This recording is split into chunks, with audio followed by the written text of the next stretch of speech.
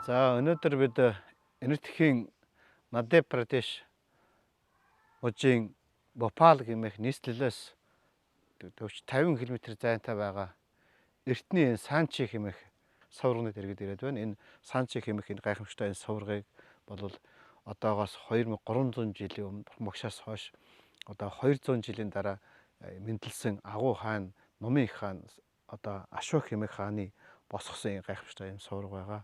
Энэ Ашок хааны амьдралын түүхийг товчхон өгвөл Ашок хаан урдын яг одоо энд 2300 жилийн өмнө энэ тэгэхэд одоо эзэн хаан болон мэдлэхээс өмнө урд төрөлдөө бол бас энэтхэгийн Шараваста хотын Жетон хүйдэд бурхан багшийг заларч байх үед бол Шараваста хотод төрөөд тэгээ бурхан багшид жоохон байх үедээ одоо замын хажууд тоглож байх үед элсээр одоо овоолон гэр барин тоглож байх үед хажуугаар нь заларсан бурхан багшд одоо тэр элснээсээ одоо ингэж өргөсөн.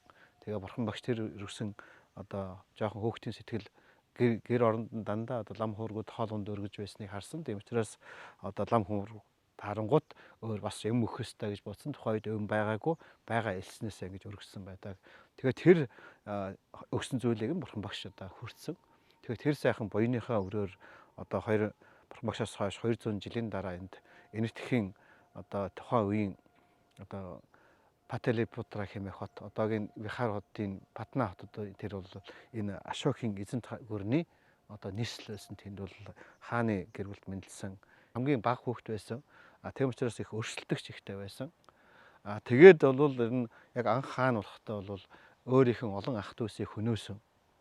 Дараа нь эзэн хаан болоод бол асар их одоо энэтхэгийн дэргэлдэх асар олон орнуудыг дайн байлдаан хийж эзэлсэн. Өөрөөр хэлбэл энэтхэгийн одоо хуучин бол энэтхэгийн эртний Магад улсын одоо суурин дээр боссон тэр одоо Патлипутра гэдэг нийслэлтэй ийм одоо хаант улсын байжгаад явандаа энэтхэгийнхэн бүх одоо бусад хаант улсуудыг эзлээд явандаа бүр одоогийн Пакистан, цаашаа бүр Афганистан цаашаа ингэж одоо нутгуудыг эзлээд ийшээгээ бол одоо ингээд хойшоог нь одоогийн Балб тэр чигээрээ ийшээгээ бол бүр юуны Мянмарын хил хязгаар хүртэл тулсан энэтхэг улс тэр чигээрээ ийм гайхамшигтай агуу их улсын орныг эзэлж их эзэн хаан болсон. Тэгэхдээ ийн явхдаа бол Артем дундаа өөрийнхөө одоо төшмөд дунд бол Жанд Ашоко гэдэг нэрээр Жанд гэдэг хатуу догшин Ашоко гэсэн нэртэй асар их хэрцгий байсан. Асар их одоо өөрийнх нь зорж байгаа хүсэж байгаа тэр зүйл цаадуулсан бүхнийг бол алж хөнөөхөөс бол одоо татгалздаггүй юм хүн байсан. Тэгээд хамгийн сүүлч нь бол Калинга гэж одоо энэтхэгийн одоо нэг мужийг эзлэх дайн хийгээд тэр Калинга муж улсыг эзлэх дайны үеэр бол асар олон өөрийн цэргүүд хийгээд даасны олон цэргүүд алагдсан. Талаар дүүрэн одоо алагдсан хүн хийгээд амтын заан тэргүүтний хөөрөөр дүүрэн байсан. Тэр бүхнийг хараад бол сэтгэл асар их өвдсөн. Энэ бүхэн олон амьтныг алаад тэгээд дурн эцэст нь сэтгэл санаа өөрийн сэтгэл бас минь асар их зовлонтой байсан. Тэгэхээр тэр их зовлонтой, тэр их олон амьтны алагдсан байдлыг хараад одоо анх удаа асар их тийм тэрнээсээ зовж шаналж одоо байдалтай байсан. Тэгээд өөрийнхөө өргөөнд ирсэн. Ер нь одоо эзэн хаанаас их догшин хаан байсан учраас хамаагүй хүмүүс ойртож чадахгүй байсан. Тэгээд тэр үед бол мэдээж одоо гэгэрсэн бурхан багшаас хойш ер нь бурханы үеэс хойш бол 500 жил бол архантуудын иргэн үе байсан. Тэр 500 жилд одоо Вишна бясалгал, Анафан бясалгал цэвэр ариунаараа байж одоо тэр Анафан Вишна бясалгал хийсэн тэр их олон хүмүүс ялангуяа бурхан тэргүүтээ тэр агуу их мундаг одоо тэр гайхамшигтай хүмүүс ч гэсэн мөнх усыг хуулийн дагуу нирван дөрийг үзүүлсэнийг хараад тэр мөчөөс эхлээд бурханы ном сургаал асар хүчтэй дэлгэрч эхэлсэн. Ягаад гэвэл бурхан хүртэл Ананда Шарипудар тэргүүт агуу мундаг хүмүүс хүртэл цаг нь болоход энэ бие лагшин чинь одоо их хэцүү заяасан энэ материал бие лагшин ч гэсэн мөнх ус юм байна гэдгийг ойлгоод цагаас өмнө амжиж хүн болоод төрснөх амжиж одоо энэ нирваны амар амгалан төрж дахиж төрж явдах хөдөлгөх зовлон талаас гэтлэхийг одоо хүссэн одоо хүмүүсийн одоо тэр хүсэл бол асар их хүчтэй нэмэгдсэн учраас бурхнаас хойш бол бурхны сургаал нам асар хүчтэй дэлгэрсэн бясалгалыг нь шаргуу сайн хийдэг. Тийм учраас ялангуяа Ашок хааны үед энэ одоо бурхнаас хойш 200 жилийн дотор бол гэгэрсэн ахантад одоо хэдэн 100,000 саяараа бол байсан гэж ярьдаг. Тэгэхээр ялангуяа Ашок хааныг тэр эзэн хаан болж байгаа үед бол тийм гэгэрсэн ахантад бол хэдэн 100,000-аараа байсан. Тэгэхдээ Ашок хаан өөрөө хатуу догшин хүн байсан учраас тэр болгон одоо хүмүүс ойртохгүй. Ер нь юм бүхэн цаган болоход бол ойртдог.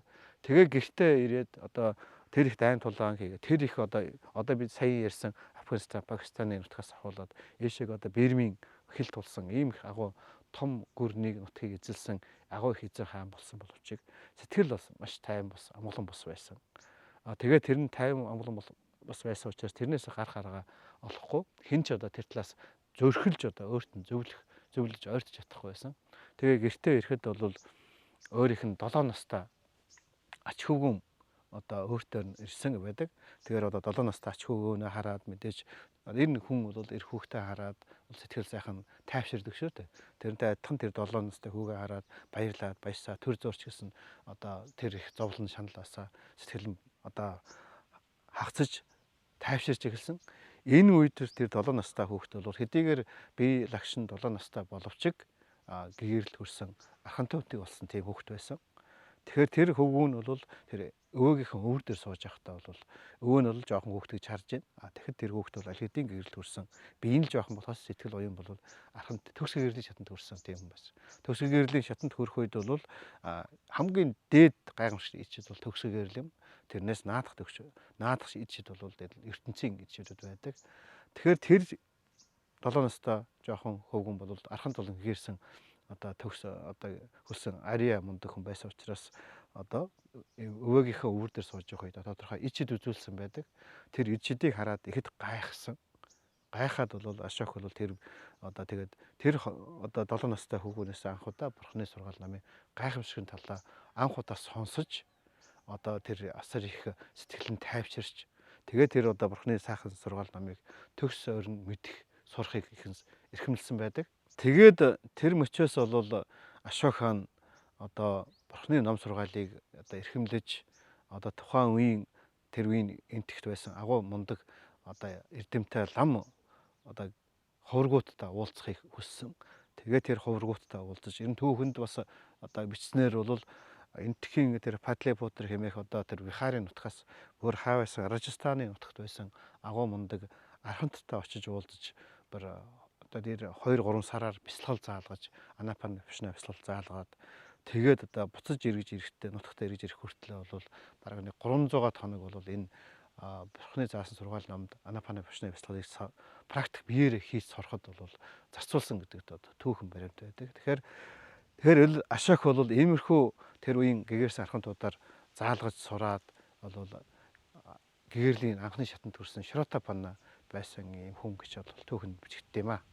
Тэгэхээр Ашок хаан бол ингэж өөрөө одоо тэр бурхны ном сургаалыг сонирхож зөвхөн онлын тухайд одоо сонирхох биш биеэр тэрийг туулж мэдрэхийг бол хүсэж энэхүү одоо тэр хаавайсан Рajasthan байгаа тэр их агуу мундаг одоо Монголитис Будда хэмээх арханттай уулзаж тэгээ тэр архандаар бясалгал заалгаж тэнд бол 3-4 сар одоо байсан. Тэгээ тэндээс энэ их бол урт замыг туулж явсаар байгаад одоо өөрийнхөө нутагт нийслэлдээ эргэж ирэхэд бол одоо 300 хоног бол зарцуулсан байдаг тухай бол ярьдаг. Одоо Ашок хааны энэ одоо бясалгал хийгээд ингэж одоо биеэрээ мэдэрсэн нь бол үнэхээр одоо тэр нирваны амар амгаланг тийм ээ Анапана Вишна бясалгал хийгээд Анапана бол сэтгэлийн өнгө хэсгийг бол 100% сайхан цэвэрлж өгдөг.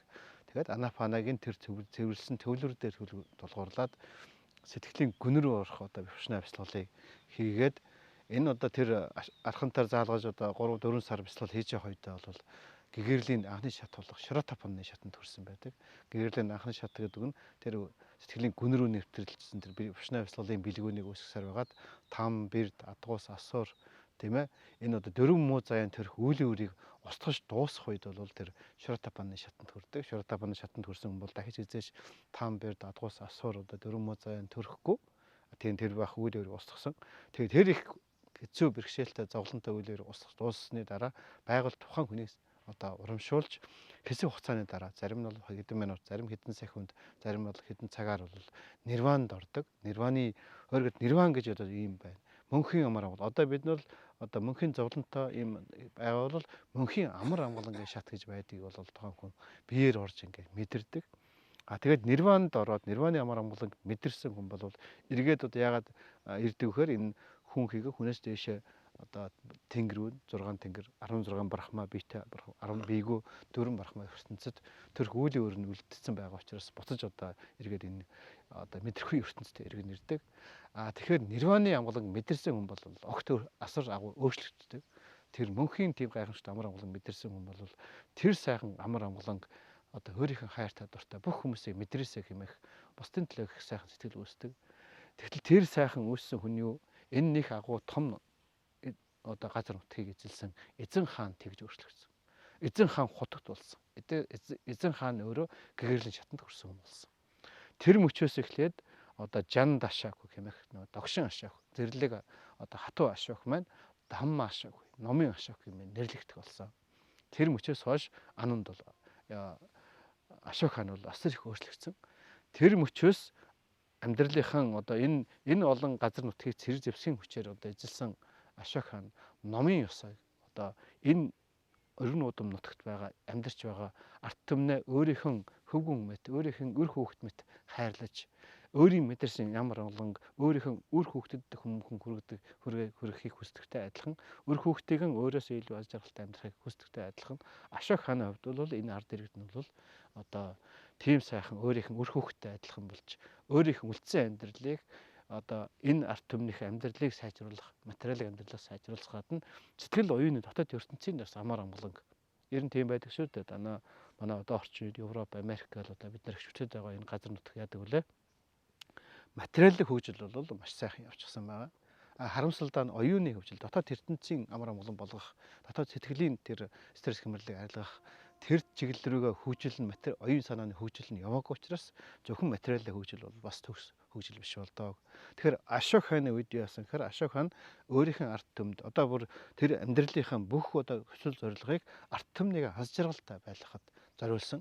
Аз жаргалтай байдаг нь материалын хөгжлийг одоо тухайн ашаах хааны үед бол энтэх бол одоо маш их амар амгалан аз жаргалтай тийм байсан. Яг тэгвэл төрийнхэн бүх эд хөрөнгийг арт түмнийг баян тансаг болгох одоо материалын зүйлээс дутхааргүй болгоход одоо ингэ чиглэж одоо хөгжилд нь материалын хөгжилд нь зарцуулахаас гадна өөрийнхөө одоо хаан тулсынхаа одоо яам дотор одоо номын дамма яам номын одоо ёсыг дэлгэрүүлдэг тийм үйл хариуцдаг яам байгуулад одоо дамма аматтай гэж номын одоо төшмөдүүдийг бол энэ их өргөн удам нутагт газар сайгүй номын төшмөдүүдийг байрлуулсан.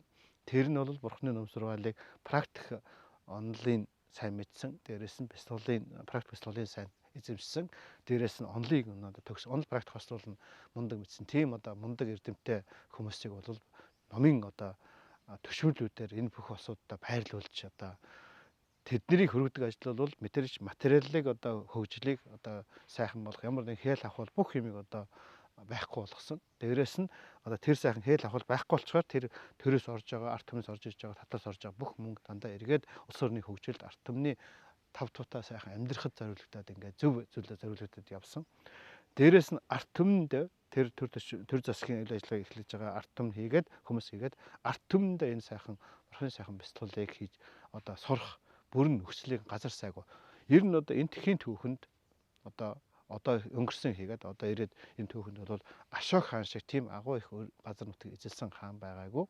Дээрэс нь ашаах хааны үеийн шиг тийм амар амгалан аз жаргал бүрэлдсэн тийм одоо цаг хугацаа бол энэ тхийн хугацаанд бол байдаг гэж үздэг.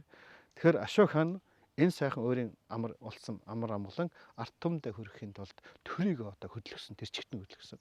Энэ дэлхийн түүхэнд энэ ашаах хаан өөрөөр хэлсэн байдаг. Өнгөрсөн одоо өнгөрсний цагийн хийгээд одоо цагийн дэлхий дээр байгаа бүх хаад ноёдуудын арт түмнийхээ төлөө арт түмнийг амар амгалан болгоход хөгжүүлэхийн төлөө хүсэж тэмүүлж байсан боловч тэр бүхэн бол тийм амжилтыг олж чадаагүй харин би чадсан болоо гэж. Тэрний үхээр арт түмний материалын амьдралыг сайхан сайжруулахын төлөө төрийг цэвэр ариун байлгаж хэл авахлаас хол байлгаж тэгээд арт түмэндээ бас энэ зөвхөн материалын хөгжил биш оюуны хөгжлийг нь хослуулна. Энэ бурхны гайхамшигтай сайхан бяцлаглалыг арт түмэндээ хүргэх аргыг 84 мянган одоо сувраг босгосон гэж яриад байгаа нь 84 мянган сувраг бүхий бяцлаглалын хийдүүдийг энэ одоо ус орондоо зохицуулж явуулсан. Тэгэхээр тэрний үгээр одоо энэ 84 мянган сувраг гэдэг нь тэр сувраг дотор бурхны одоо ариун лагшин шүтэн байж байгаа. Бурхны гэгэрсэн архантуудын лагшин шүтэн байж байгаа. Тэр лагшин шүтэнүүд бол өөрөө бол нирваны энерги тэр газар орчинд бол бий болгож байдаг. Тэгэхээр тэр нирваны энергиэр зохицуулсан тэр орчинд нь бяцлал хийж гэгэрэх тэр хийдүүдийн номын хийдүүдийн болгож өгсөн байдаг. Тэгэхээр бол 84 мянган одоо номын цогцсны дагуу 84 мянган суур босгосон ийм учиртай. Ашохан ийхүү төр засхийг одоо ингэж артемныхөө төлөө артемны өөрийнхөө өр хүүхэд мэт ингэж хайрлан одоо хүмүүжүүлэх тэдний төлөө одоо хамаг бүхнээ зориулж байхаас гадна энэ оюуны бяцлаглалыг бас ингэж түгээхтэй гол хэрэгэлсэн зүйл нь юу гэхээр газар сайгүй одоо ингэж ер нь бол тухайн үед бол одоо газар сай ер нь одоогийн бол ингээд хүмүүс аялаад явхад бол зочд буудлууд дамжиж явдаг.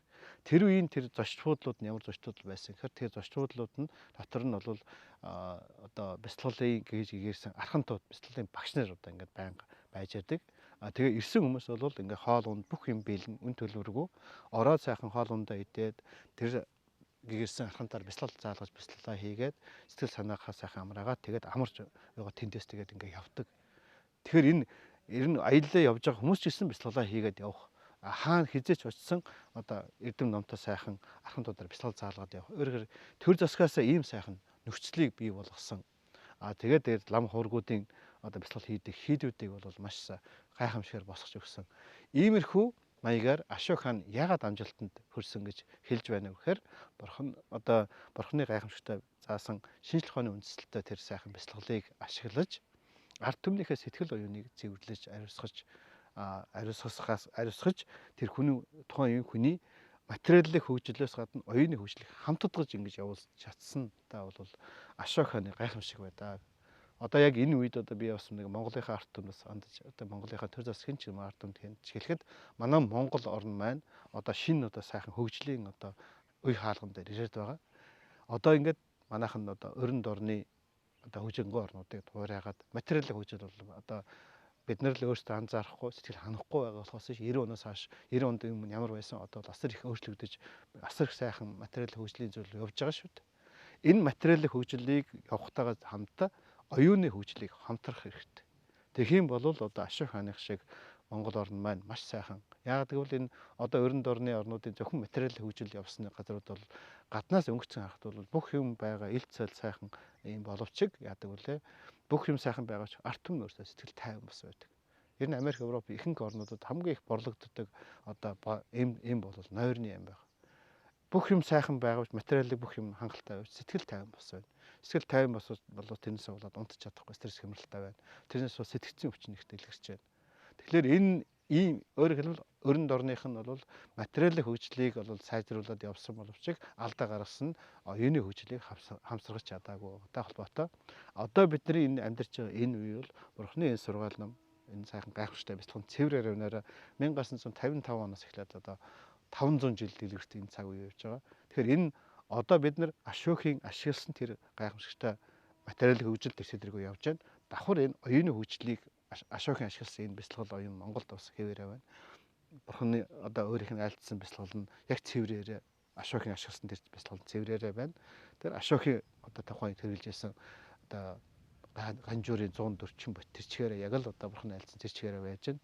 Тэгэхээр энэ одоо Монголын ард түмэн одоо төр засаг яах ёстой хэрвээ ухаантай байгаад төрөөс энэнийг сайхан ингээд дэмжиж оюуны хөгжилтэй хамт материалын хөгжлийг хамт явуул одоо гайхамшиг болно. Тэгэхээр Ашок хааны биеэрээ тэр одоо бурхны сургаал намыг зөвхөн онлайн тухай биш практик бяцлаглалын хийж ажил одоо ач тусыг хүртдэг.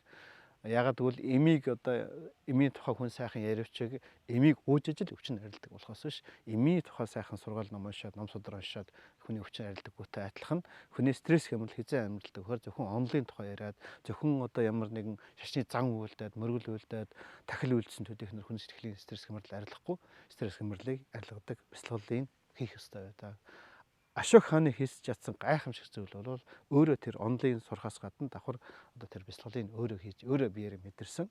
Тэгээд энэ өөрөө мэдэрсэн энийг ард түмнийхээ төлөө төрийг хөдөлгөж төрийн одоо бүх ресурсыг бол энэ ард түмэнд материал хөгжил тэртэргүй явж байгаатай зэрэгцүүлээд оюуны хөгжлийн энэ гайхамшигтай бяцлаглалыг ард түмэндээ хүргэх ажлыг бол тэр 84 мянган бяцлаглалыг хийж босгож 84 мянган суург босгож ингэснээр бол хүргэж чадсан байдаг. Өнөөдөр бидний ирээд байгаа энэ одоо гайхамшигтай одоо суург бол бас нэг тэрний жишээ юм аа. Энэ нь одоо энд ирээд ингээ ажиллаж байхад бол одоо энэ өөрөөр хэлбэл бурхан багшаас хойш бол одоо энэ өнгөрсөн энтэд бол манай эртний 5 дугаар зуун манай эртний 1 дугаар зуунаас эхлээд бурханы ном сургаалд ороотж эхэлсэн. Одоо бурханы заасан бяцлаглууд дотроос бол бившнагийн хийхэ болж эхэлсэн. Тэгээд бившна хийхэ болж эхэлсэн учраас тэрнээс хойш анапан үлдсэн байдаг. Анапаны голдууд дагнаад бяцлаглаа хийгээд шинэ бяцлал хийгээд ирэхлээр одоо ичидтэй хүмүүс бий болдог. Энэ одоо түүхийг өнгөрцгөн одоо сайн нэвтарвал манай эртний бурхан багшаас хойш 500 жилиг бол архантуудын эрен үе байсныг бол түүх өөрөө баталдаг. Харин манай эртний 1-р зуунаас хойш дахиад 500 жил бол энтэд бол асар хидэнгүүд их гарсан анапана бяцлагтай холбоотой юм. Тэгэхээр иймэрхүү маягаар аажмаар одоо бурханы бившна бяцлагыг одоо орхицуулсан болоод одоо гэгэр архантай гэгэр хүмүүс байх болж эхэлсэн. Тэгээд зөвхөн бившна бяцлал санапана бяцлал хийгээд тэгэхээр ичидтэй 80 одоо энтхийн 84 шидтийн энэ гэдэг чинь одоо анапана бяцлагтай холбоотой юм. Тэгээд явандаа тэр анапана бяцлал хийх гэж бившна бяцлал хийхгүйгээр анапана бяцлал хийх нь бол амаргүй байдаг. Тэгээд явандаа 500 жилийн дараа дахиад бол энэ бол анапана бившна хоёулаа устдаа зөвхөн одоо онлайн одоо юу бол их хөгжсөн. Онлайн хөгжсөнийг бол та хүн мэднэ. Одоо тэр эртний наландрын хий дээр давхуулаад тэр онлайн одоо их мэл нагаржүний их онлайн сургаал энэ төр бол онлайныг бол их даван голсон үетэй холбоотой.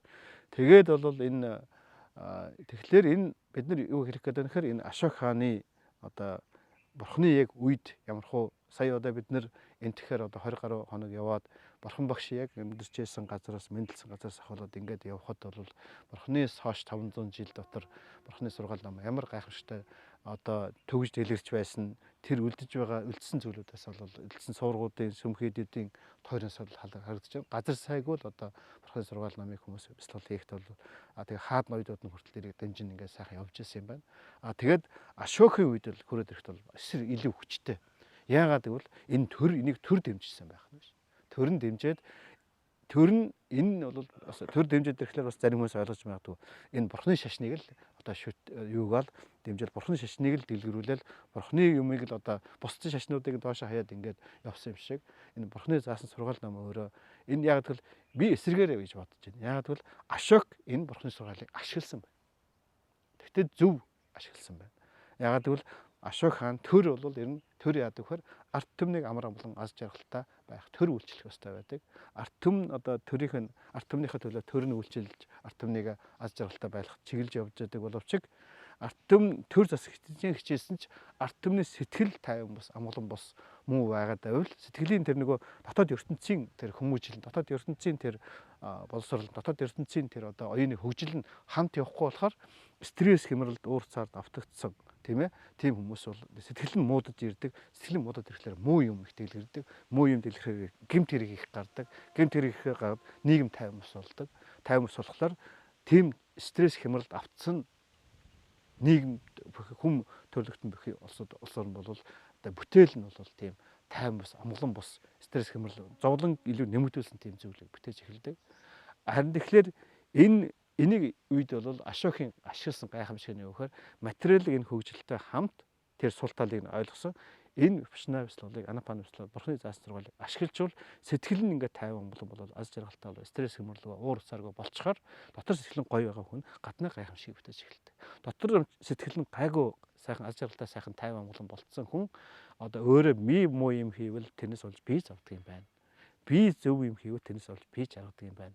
Миний амьдралын жаргал зовлон зөвхөн би юм байна. Надад шалтгаантай байна гэдгийг ингээ ойлгочгоороо яадаг вэхээр тухайн хүн өөрөө амар амгалан байгаа хүн нэгдүгээрт муу юм хийвэл түүний үр дагавар над дээр ирнэ гэдгийг ойлгож байгаа учраас муу юм хийхэ байдаг. Муу юм хийхэ байгаад ирэхлээр аяндаа нийгэм тайван амгалан болдог. Тайван болохоор цэрэг зэвсэг хэрэглэж шорон байгуулж хүмүүс хорих шаардлагагүй болдог. Тэр хүмүүс аяндаа өөрөө амар амгалан байгаа учраас эргэн тойрондоо муу юм хийхэ болдог. Ингээд ирэхлээр нийгэм аяндаа тайван болдог. Тэгэхээр би энийг өстой юу хэлэх гэхээр Ашок хаан төр нийгмийнхэн Ашок хаан өөрөө хэлсэн байгаа шүү дээ. Өнгөрсөн цагийн олон удаа дэлхийн газар сайгүй асар их алдартай мундаг хаад гарсан. Одоо цагт дэлхийд алдар гайхамшигтай хаад байна. Гэвч тэр бүхэн бүгдээрээ одоо арт түмэнд сайн сайхан болгож аз жаргалтай болохыг хүсэж байсан боловч тэр бүхэн амжилтанд хүрч чадаагүй. Харин Ашок би өнөөдөр энэ амжилтанд хүрч чадлаа гэж. Энэ одоо хүссэн тэр хүсэж байгаа арт түмний аз жаргалтай болох тэр шатны юундаа бол хүрч чадлаа гэсэн нь юу хэлээд байна гэхээр энэ оюуны хөгжил, материал хөгжлөөр оюуны хөгжлөөр хамсаргаж явснаар ард түмэн аз жаргалтай, дотор сэтгэл нь аз жаргалтай, гадны аз жаргалыг бий болж нэг хүний ямар амгалан олон хүн нөлөөлсөөр нийгэм эрүүлжиж ямар амгалан одоо гайхамшигтай болсныг бол Ашокийн энэ үгнээс бол илэрхийлж болдоо. Тэгэхээр бол энэ Ашок хааны үед содор номон дээр бичснээр бол асар их аз жаргалтай, амар амгалан гайсайгүй тийм одоо ямар нэг гэмт хэрэг гэж ерөөсөө байдаггүй. Хамгийн ихтэй одоо шоронгууч байхгүй байсан. Шоронгийн ял бол байлаа гэхэд нэг 10 хоногоос дээшээ шоронгийн ял байгаагүй. Тэр 10 хоногоор одоо шоронгийн ял авсан хүмүүс нь бол одоо нэг ямар нэг маш энгийн жижигхэн зүйлүүд хийсэн байдаг. Андуураад ямар нэгэн байдлаар сэрэмжгөөгөөс болоод ч юм гэсэн тийм. Тэгэхээр бол амьтаа худал хэлэх хулгай одоо энэ хийгээд байгаа гэмт хэрэглээс огт гардаггүй. Тийм улс өөр нь гадна дотногоо. Тэгэхээр жишээгээр бол хэлэхэд Ашок хаан өөрийнхөө одоо нийслэлийг орхиод одоо тэр хаа байсан одоо тэр юуны Рajasthan-ы тэр нутагт тийм хол газар. Тэр үеийн одоо тэр чинь одоо онгоц байгаагүй, машин байгаагүй. Одоо тэр хаан бол тэр заан дээрээ суугаад л одоо цэрэг юуны хамгаалттай тэр хол газар ингэ явж. Тэгээ тэр хол газар ингэ явж ирэхдээ 300 хоног болсон. Тэгээ тэр 300 хоногийн турш эргээд ирэхэд улс орн ямар ч одоо ер нь одоо манайхан бол тэгдэг шүү дээ. Дэлхийд түүхэн дээр гардаг одоо эзэн хаан ч юм уу том дарга одоо төрийг өдөрцөн зархиод гадагшаа нийш тийш явхад хойно дандаа одоо төрийн эргэлт энэ төр гардаг тохиол гардаг. Тэгэхэд Ашок хаан 300 хоног одоо улсынхаа нийслэлийг орхиод 300 хоноод яваад эргээд ирэхэд арт төл хойно нь бол ямар ч тийм одоо төрийн эргэлт гарах үтэйхэл тийм ямар нэгэн одоо юм гараагүй байсан нь бол энэ ямар их тайван амгалан байсныг бол илэрхийлж байгаа. Энэ юу гэхээр арт түмнийхөө материалын шаардлагатай зүйлийг хангаж арт түмнээ материалыг одоо хэрэглэх зүйлээс аз жаргалтай болохоос гадна сэтгэл санаагийн дотор сэтгэлийн амар амгалангийн бас давхар хөгжүүлсний гайхамшиг.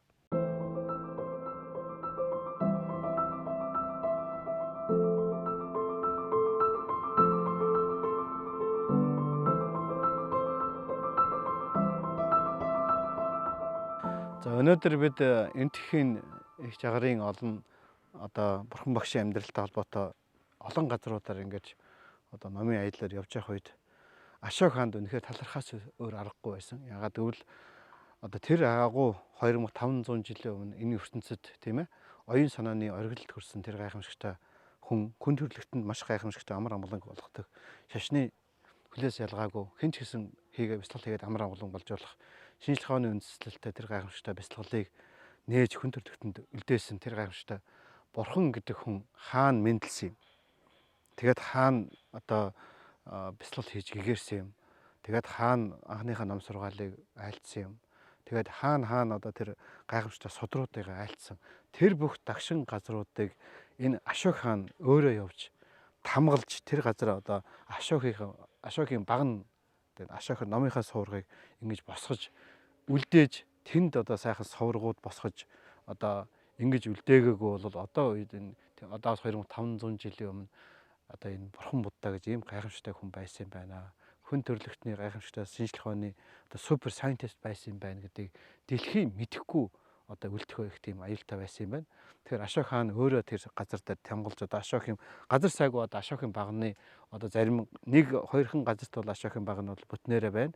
Ихэнх газар нь бол совргод одоо унгаад тэгээд одоо суур нь бол үлдсэн байна. Тэгэхээр Ашок ингэж одоо тэгээг бол бид нэр сая аяллаар явж байгаа үед үнэхээр яг энэ мөн үү? Яг бурхан багш яг мэдлсэн газар мөн үгүй юу? Бас эргэлзэх магадaltaй.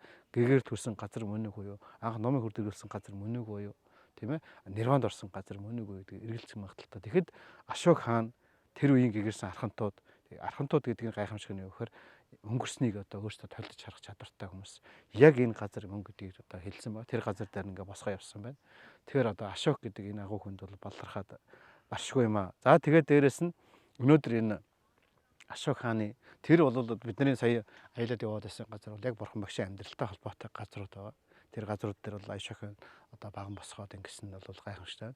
Яг одоо бидний ирээд байгаа энэ газар бол Ашок хааны үед бурханы сургаал ном ялангуяа Бушны авьяасал цэвэр ариунаар ингээд дэлгэрч байх үед Ашок хаан яг өөрөө ямар гайхамшиг бүтээсэн гэдэг бол харагдаж байна. Ер нь ямар нэгэн сүм хийдийг одоо тэр бурхны амьдарч байсан тэр амьдрал талуутай газруудаар явхаар тэр одоо ингээд тодорхой хэмжээнд одоо ямар нэгэн байдлаар хиндүү шашиндны лам хургуудын нөлөө ч юм уу, жин шашиндны лам хургуудын нөлөө ч юм уу, эсвэл хиндүү шашин, жин шашинд орсон одоо хаад ноёдуудын нөлөө тэргүүтээ мөн сүүлд 13 дугаар зууны үед одоо лалын шашинтай хүмүүс одоо энтхийг эзэлсэн тэр нөлөөллөөс болоод энэ устгахад бол тэр цементэн одоо ялангуяа юугаар туйбыгаар хийсэн барилгууд бол амархан нурж унаж одоо юу тойрууд нь бол маш их тийм хэврэг үлдсэн байдаг харагдаж байна. Ялангуяа тоосох бол нэг 150 200 жилийн дараа бол тэгэл одоо алгуулд юм байна. Харин Ашохийн энэ гайхамшигтай энэ монумент одоо хүртэл одоо тэр бөх энийг чи одоо нураах гэж л бас оролцсон л байгаа шүү дээ. Тэгэхэд бол одоо хүртэл ингээд байгаад байгаа нь бол одоо ингээд энэ баригдаж байгаа энэ барилгууд энд байсан сүм хөдийн барилга хахад дандаа чулуугаар ингэж өрч хийсэн байт юм. Тэр чулуу гэдэг бол урт настай. Ашохийн богоно бол 2000 одоо 300 жилийн өмнө босгосон баг нь бол одоо тэр Вайшали хотод яг л хэвээрээ байж байна. Тэгэхээр энэ хойно байгаа энэ одоо Санчигийн сувраг бол ягаад одоо хүртэл байж үлдэж чадав гэхээр чулуугаар босгосон юм. Чулуугаар одоо сийлж хийсэн байна. Тэгэхээр энэ нь бол гайхамшигтай. Энэ сүм хийдүүдийн ингээд юу харахаар тэр сүм хийд дотор байгаа энэ барилгуудын барилга байгууламж дандаа чулуугаар өрж одоо хийсэн. Хооронд нь одоо тосгороо ялангуяа тэр би өнөөдөр сонирхолтой юм харлаа. Ашохийн багныг ингээд асар их урт байдаг, өндөр байдаг. Тэгэхээр тэрийг гайхацсан хооронд нь бол тусгай ингээд нөх ховлоо тэр дунд нь одоо юугаар төмөр хийж ингэж хооронд нь бол одоо гагнаж тогтоох мэгтайгаар бол хийсэн байт юм байна. Тэгэхээр бол энэ Ашок хааны ийм бүтээмж бол одоо ингээ харахад бол энд одоо монголчууд маань ирээдүйд ирэхэд ер нь бол би монголчуудаа бас ингээ зөвлөхөд бол орхны тагшин газруудаас явахаар хатна энэ Ашохийн энэ гайхамшигтай бүтээн байгуулалтуудыг бас ирж үзэж эндээс бас бид нэр санаа авах хэрэгтэй. Цаашдаа бас Монголдо хийж бүтээх Монголд бас энэ орхны заасан бяцлал олон 500 жил одоо дэглэрэх төвхтэй цаг үе байгаа. Тэгэхээр бас эндээс их санаа авах, урам авах юм байна. Тэгээд эндээс хамгийн гол нь Ашок төрийн олдцоотойгоор ингээд бүх юм хийгээд байгаа боловч эцэстээ энэ юу хийж ихээр хүний сэтгэл ариусгаар ямар гайхамшигтай зүйл болдог. Хүний сэтгэл стресс хямрал дарагдаад уур цаар дарагдаад ирэхээр ядгүй сэтгэлээр дандаа хүний тэрнээс гарч байгаа хийж байгаа үйл нь стресс хямралыг илэрхийлж байдаг. Дуу нь хүртэл одоо ингээл хэрүүл хийж байгаа юм шиг дуу болох юм. Тэгтэл сэтгэл ариусгахаар дотор сэтгэл ариуслах гаднаа ямар гайхамшигтай илэрдгийг бол энд гайгаа одоо 2300 жилийн дараа одоо ингээд зөндөө олон хүн сүнэх гэж устгах гэж оролдоод тэрнээс үлдсэн энэ монументыг ингээд харахад бол үнэхээр гайхамшигтай байна. Дотор сэтгэлийн ариусл гаднаа ямар гайхамшигтай бүтээд юм байна. Тэгэхээр энэ бол зөвхөн энэ ашуу одоо дэлхийн хэвлэл мэдээлэл дээр чинь газар цаг байгаа мэдээлэл дээр бол ерөөсөө Санчи ступа гэдгээр Санчи сувраг гэдгээр л байдаг. Тин чинь зөвхөн суурга шиг байна. Иргэн тойр эн чинь зөвхөн бяцлаглалын бүхлөт нь 40 хэдэн хийд энд ор байна. Тэгэхээр нэгэн зэрэг дээрэс нь бас судрын түүхэнд бол гардаг.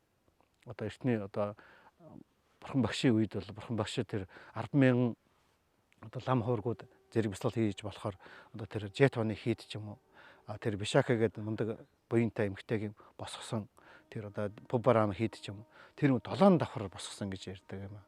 Тэгэхээр энэ одоо бидний байгаа энэ Ашохийн энд одоо гол одоо ананд хиний шар бүдэр махан Монголны ариун лагшин шүтэнийг заллсан тэр сайхан нирваны нэрийг босгосон оршуулсан сайхан суурга босгоос гадна эргэн тойронд асар том ийм бяцлаглалын хийд байсан юм байна.